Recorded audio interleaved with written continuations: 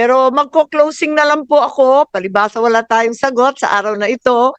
Walang dumalo sa ating pagdinig, hindi nila dininig ang pulso ng bayan. Paano tayo uusad kung mismo mga dapat magpaliwanag ay nagtatago sa dilim? Paano natin mapapanagot ang mga ayaw sumagot? Pero hindi tayo titigil. Sama-sama natin ihahatid ang mga sabpina na hinanda ko na.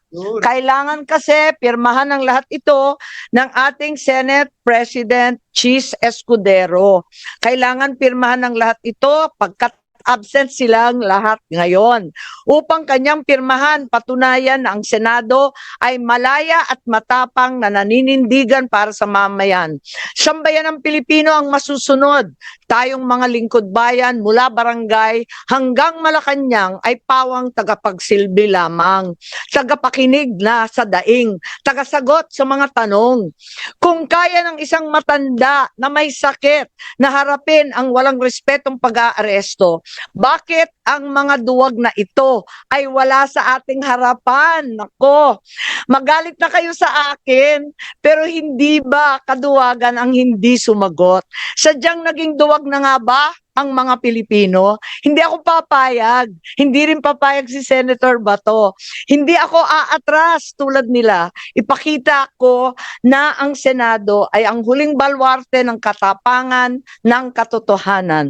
Kung ang sigaw ng sambayanan sa ICC para kay PRRD ay bring him home, ang sigaw ko sa Executive Secretary Bersamin para sa mga pinoprotektahan niya, bring them here to the Senate, now. Yun lang po. Maraming salamat. With that, I suspend this hearing. Thank you po. Tawag sa lahat ng sulok ng daigdig at nalulungkot ako, wala sina Arnel Ignacio ng ating OWA, wala rin dito si Hans Kakdak, ang secretary ng migrants. Sana tatanungin ko kung ano yung procedure kapag yung OFW pinagdududahan na may krimen sa abroad, paano tini-turn over sa foreign jurisdiction? Ano yung safeguards? Paano natin pagtatanggol yung mga Pilipino na nahahatulan ng krimen o pinagdududahan o naaaresto? At alam din natin na marami na rin, ilan na rin ang OFW, mga Pilipino na naaresto sa abroad. At tayo, ginagawa natin ang lahat para maibalik. Kahit convicted na yan, criminal na yan, nagsiserve na ng sentence, talagang ginagawa natin ang lahat para maiuwi. Kaya nga, tinatanong ko, nakauwi na lang tayo ng marami, di ba? Bakit natin ine-export ang ating dating Pangulo? Yun nga yung mga nahahatulan sa ibang bansa, inuuwi natin pilit kasi ang Pilipino may karapatan manatili sa Pilipinas. Di po ba?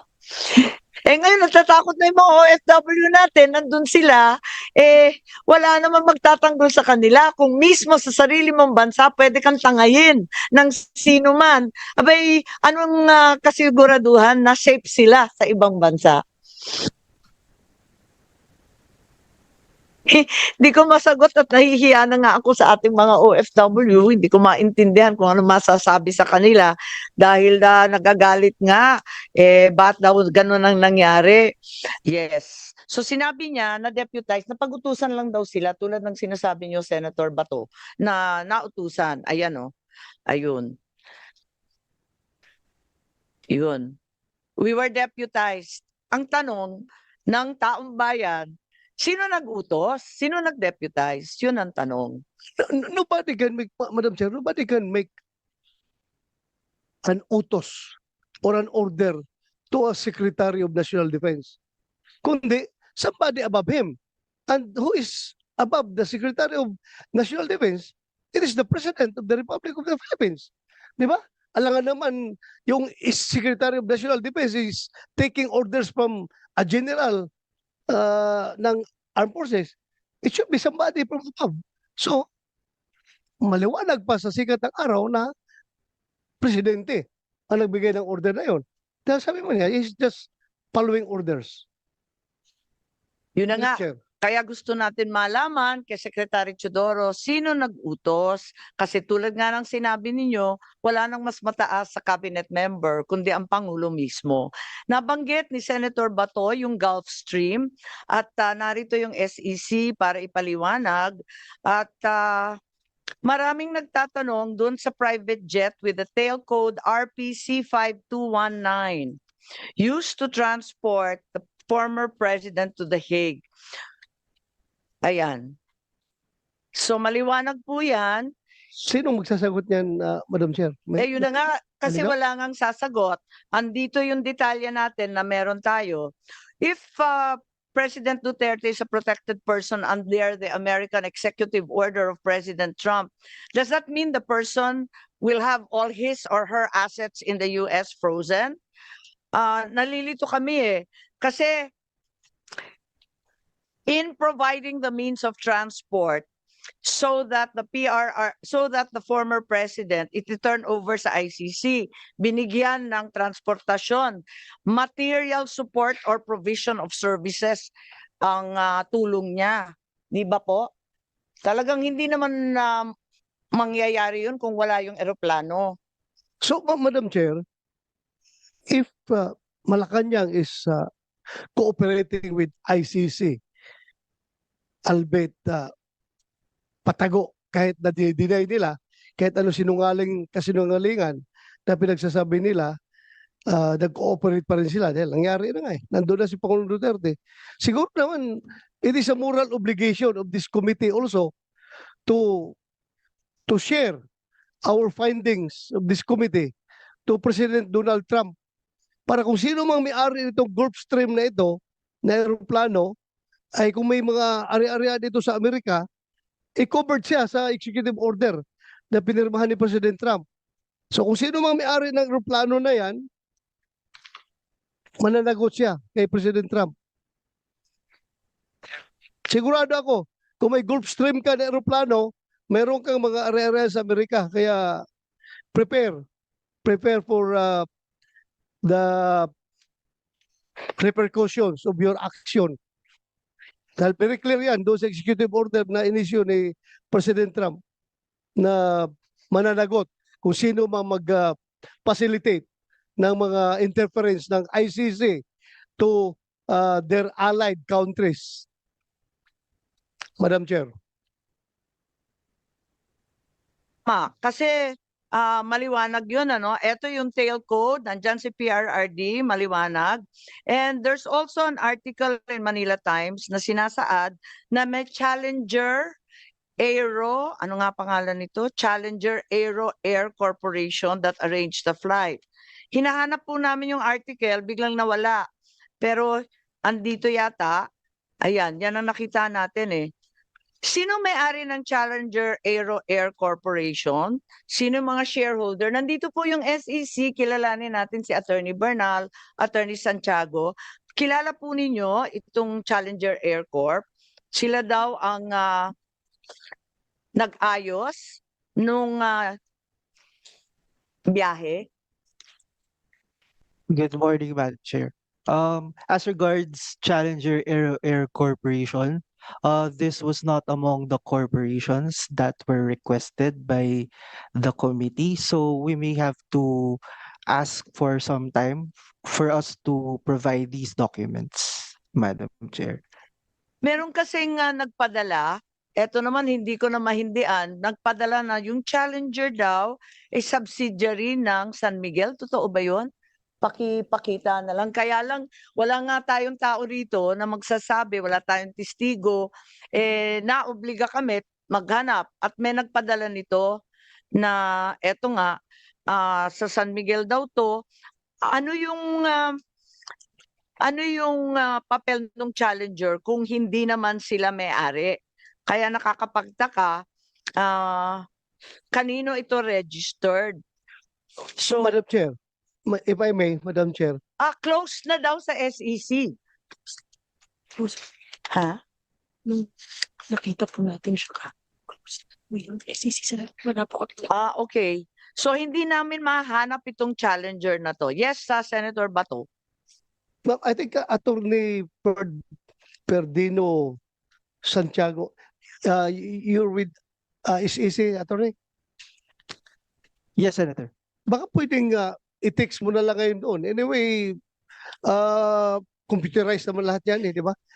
Pwedeng mapadala mo ngayon dito habang hindi pa tayo nag-adjourn. We're already coordinating with the office. Thank you, attorney. Thank you. Salamat, Madam Chair. Maraming salamat. Pero hindi naman to may-ari eh. Ang sabi, arranged lang. Sino nga ba yung may-ari nitong aircraft na to? At anong kumpanya to na nag-charter or nagli-lease out? At sino ang nag-charter noong March 11? Kasi ang sabi ni Secretary Remulla, si John Vic, siya nagsabi na yung private jet was paid for by the Office of the President. So ngayon, tinatanong ko, if the company or person who owns the plane was authorized to charter it or lease it. Kasi ang pangalan nito iba eh, Pacific Asian Pearl Airways, meron yata sa SEC niyan. Pwede kayong sumagot. Yun ang registered owner, tama po ba? As regards the owner of the specific airplane subject of this inquiry, it's not reflected in the SEC records. We defer the ownership of the airways with the proper regulatory agency of which is CAAP. However, we already provided the Senate committee with the requested SEC corporate records of the corporations that you requested, Madam Chair. So in fact, there are two corporations with similar names. Is that correct? Would you read them out, please? Those with similar names to the requested corporate names are Pacific Pearl Airways.com Corporation and Pilipinas Asian Pearl Airways Inc., Madam Chair. So they are in fact registered with you and you have the ownership also stipulated. Yes, Madam Chair. And may we see the names?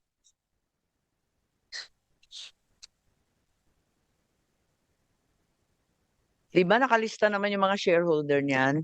As regards Pacific Pearl Airways.com Corporation, maybe I can turn over The documents. to Attorney Bernal from our corporate Okay. company registration and monitoring Sige po. department.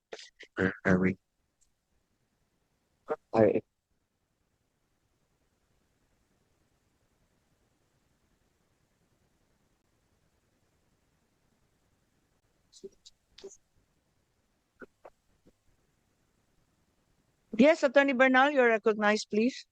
Uh,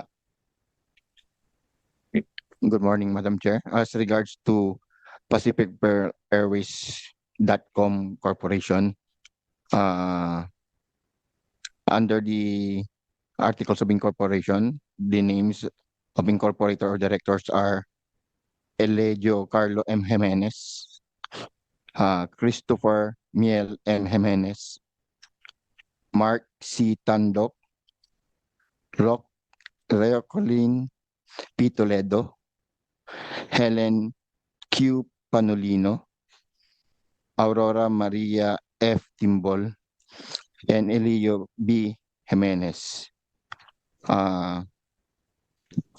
In the GIS in the 2011, Your Honors, the chairman of the board, the president is Christopher Miel M. Jimenez. The corporate secretary is Elegio Carlo M. Jimenez. The treasurer is Catherine May M. Jimenez. The chief legal counsel is Attorney Aurora Maria F. Timbol. That's the officers, Your Honor. Thank you very much, Attorney Bernal. I think the committee secretary has tried to contact the alleged owners. Can you update us as to the development there? We were only able to send an invitation for Mr. Benjamin Ramos. And they haven't responded since. They sent their regrets, ma'am, yes. Just yesterday evening po. Yesterday. Okay, so we will need to be hearing from them since he's one of the owners, 30% ownership of the Gulfstream 550. Ngayon, may nagpadala rin sa akin kasi ng hamon sa totoo lang. At dahil nga, ang pagkasabi ng isang empleyado sa CAAP, eto naman text lang. Hindi daw authorized magpa-charter tong eroplanong to dahil personal lang naman to. So tinatanong ko kung sana nandito si Secretary John Vic, who authorized the charter or lease since it was a private aircraft, and if it was paid for by the Office of the President, saan yung bid documents? Alam naman natin ang mode of procurement, tapakahaba kahit ano pang proseso. In my experience, kahit pinaka mabilis na procurement, it takes several days to complete. Biglang sinasabi, they only knew of the warrant of arrest at 3 a.m. March 11. Tapos sa ilang oras lamang, nakumpleto nila yung announcement, yung tender, yung publication requirements, yung award, at yung completion sa loob ng ilang oras. Pwede po ba yun? Procurement law? Kahit pinakabagong procurement law natin, hindi naman ganun kapaspas. Madam Chair, may input lang po ako doon. Yes. Napanood ko po kasi sa interview, I think ni SILG na, I'm not sure, I think sa SILG na ang sabi niya lang kasi, pag kumuha ka kasi ng permit ng airspace, one after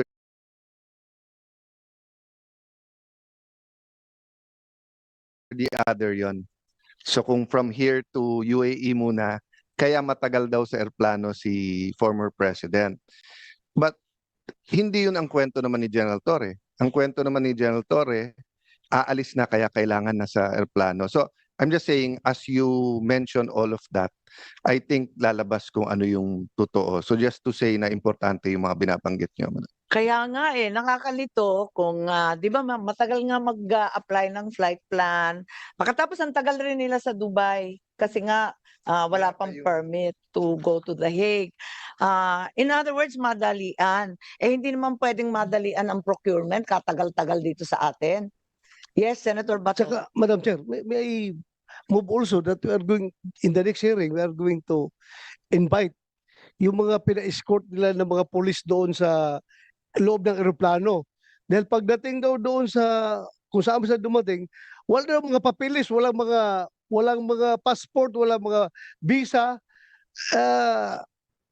Kita mo kung gaano na binayulit lahat para lang ma-carry out nila yung kanilang matagal ng pangarap na mapabiyahe si President Duterte sa Daig. Yung mga pulis kawawa, walang visa, dumating doon. Ano gusto lang gawin sa pulis natin?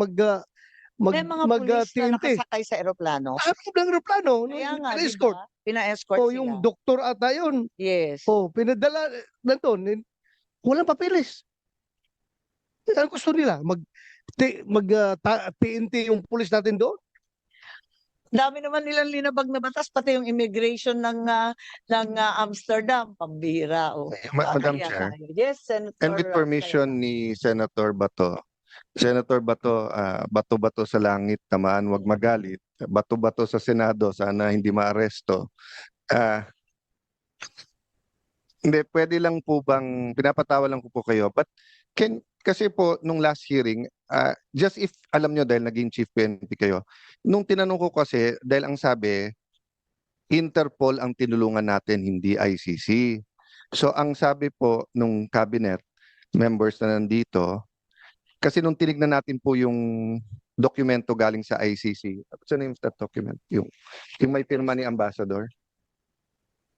Yung parang return nila po. Tapos nakapirma doon yung Ambassador Lacalinaw.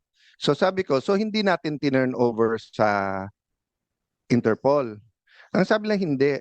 Kung may representative daw ang Pilipinas ng Interpol dito sa Pilipinas, pag nag-request daw sa Interpol sa atin, pag tinurn over daw natin sa representative nila dito sa Pilipinas ng Interpol,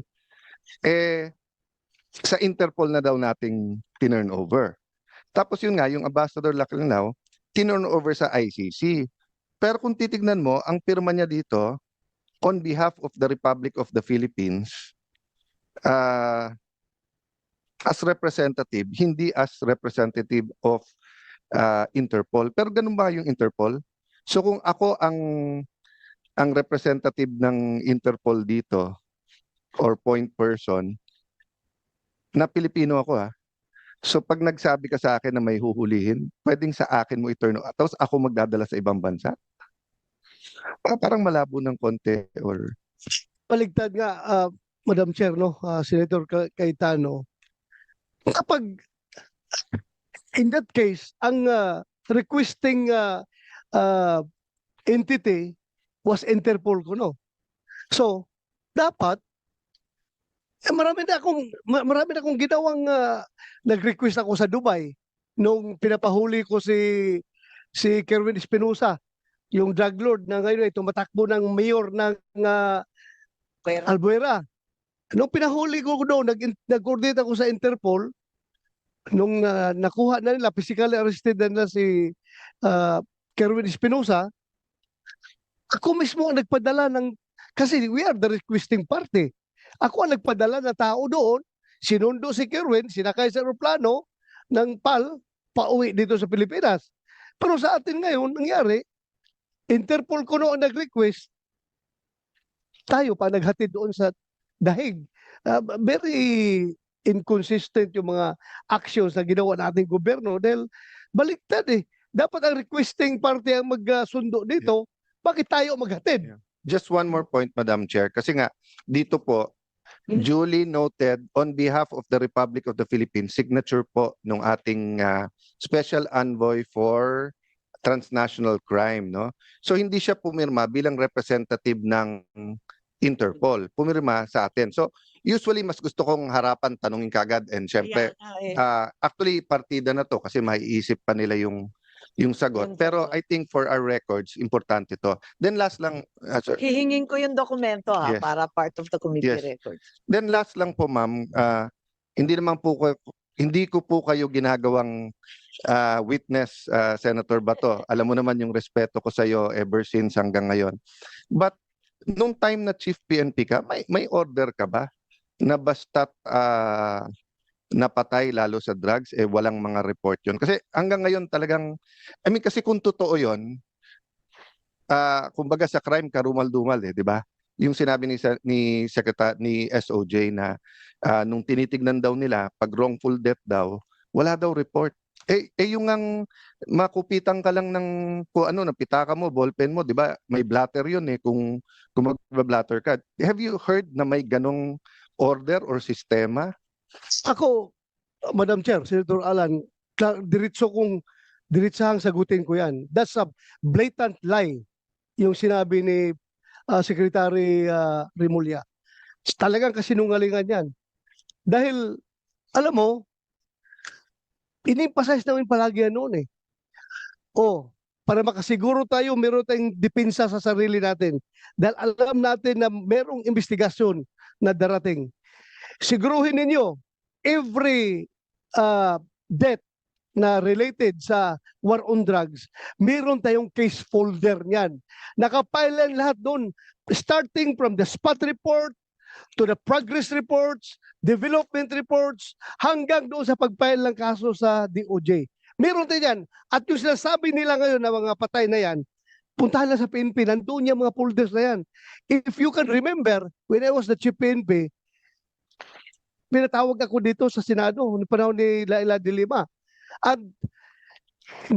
hiningi sa akin ng komite yung mga reports. Pinadala ko yung mga reports dito. Folder by folder. Andito lahat yung mga report na yun. So, hindi po totoo yun na walang record. Ano natutulog ang pulis natin? Hindi ni-record, hindi binablatter yung mga crime incidents na yan. Hindi Thank po you, totoo yan. Madam Chair, kasi i-emphasize ko lang po Personally, ako I run as an independent. Wala po akong partido, hindi po ako partisan. Of course, human tayo, kaya parang you can say pro, anti, but both pro and anti Duterte gusto accountability, pero gusto truth at tamang paraan. Kaya ako tinanong ng Senator Bato, kasi kung naalala mo, madalas na, ano bang tamang word, kutyain, i-criticize, minsan minumura pa ng dating Pangulo yung human rights group. Pero trabaho ko bilang diplomat, bilang Secretary of Foreign Affairs, is wag masira yung tulay. Di ba? Parang sa China, we totally disagree with their claims in the West Philippine Sea. Pero kailangan may nakikipag-usap. So I remember yung Iceland, grabe ang banat sa atin nun sa Human Rights Council sa Geneva. Ang ginawa ko po, humingi ako ng meeting. Akala nila makikipagsigawan kami sa kanila. I think si Yusek, were you there with me? Wala. No. So, ang ginawa namin, Madam Chair, inimbita ko siya sa Pilipinas. Sabi ko, I know you have a constituency. I know human rights is big in around the world, but especially in Europe.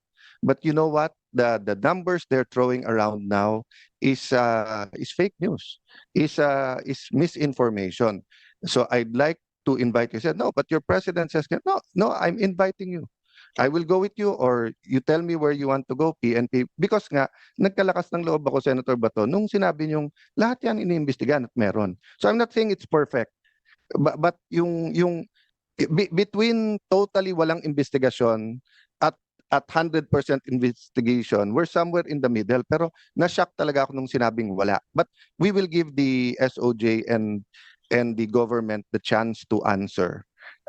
Even Yusek o ASEC nila, Madam Chair, okay na sa akin. Pero gusto ko lang i-explore yon kasi after our hearing, ang dami nagtanong sa akin na totoo ba yun? Wala ba talaga? Paano naman naging cardiac arrest yung bala sa So, hindi tayo pwedeng tumuloy na may black eye ang Pilipinas eh. So kung totoo, ilabas. Kung hindi totoo, i-clear natin.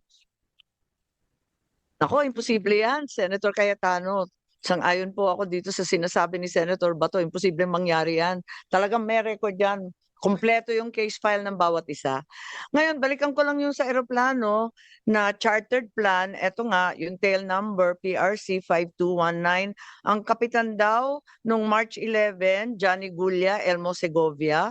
Parang pamilyar na nga itong mga pangalan na to. Pati yung flight officers, Wenny Lim, Celce Puedes, and Alinino Santos, Committee Secretary, please take note. Ganito rin yung pinangalanan ni Senator Cayetano, ASEC Marcos Lacanlale. Kung pwede natin kausapin sana, hindi naman na tayo naghuhusga, kundi gusto lang natin malaman kung ano talaga nangyari. Ngayon, meron rin na Ma'am, i-correct ko lang. Yes po. Marcos Lacanlale. So Yes, Marcos pa rin. Lacanlale. Marcos Sabi pa ko, rin. Marcos Lacanlale. Lale. Pero Okay. hindi ko kamag-anak ka. Ikaw talaga. First name yun, ma'am. First. Linuloko lang kita. Tsaka you siya, you. Lakanilaw. Lakanila. Lakanilaw. Ay, hindi Lakanila. Lacanlale. Nakanilaw. Okay, please correct.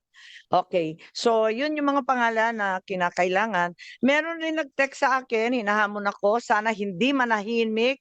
Please put on screen, sana hindi manahimik si Senadora. At huwag pagtakpan ang iba at huwag maging selective lang sa mga taong sumunod lang sa utos ng nakakataas. Isama nyo ang may-ari ng eroplano na yan dahil kasabwat din siya. Itodo nyo na, huwag half-cook. Andito po ang picture nung eroplano, kung makita ninyo sa Lawag City, ginamit muli ng ating Pangulo 30 March 2025 dahil daw pumunta sa isang rally March 28. Andito po yung record, kaya alamin natin sana sa kaap ano nga ito. Hindi ito ang kauna-unahang pagkakataon na ginamit ng Pangulo Bongbong itong eroplanong to at hinihiram nga ito ng iba't iba.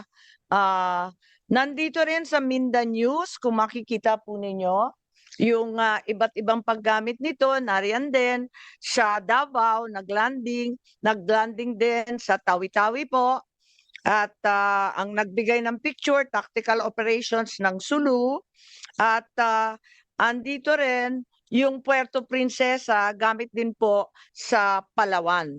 So, madalas gamitin ang eroplanong ito ng ating Pangulo at pinagtataka namin dahil napaka-stricto ng security para sa Pangulo, hindi po ba? At alam natin na meron rin naman presidential plane ang Air Force. Kaya't eto nga, nagiging himala kung bakit iba yung ginagamit at bakit nagamit ulit pagkatapos dinala si Presidente Duterte, ginamit ulit papunta sa amin sa Lawag. Yes, Senator Bato, please.